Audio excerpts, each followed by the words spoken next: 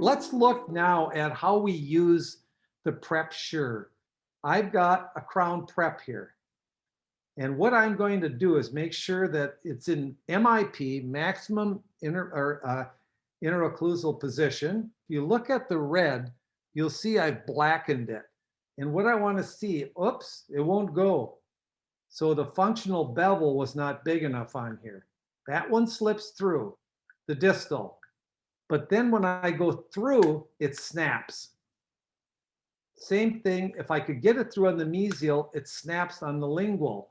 And by blackening that with articulating paper, you get that. You can see exactly where you need to adjust.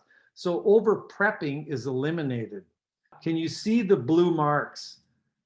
On this plane, it would be the lingual cusp, buccal facing slope. Both of those need to be adjusted. And then on the buccal cusp, I would take some off of this lingual facing slope, but for sure, the first thing I would do is give myself a much more robust functional bevel. If you made those changes, then you should be able to pass through this safely. When I put my guide cuts in there, if I want to, let's say I want 1.5 millimeters, and I make my guide cuts, whether it's one plane or two planes, one plane here, two planes here.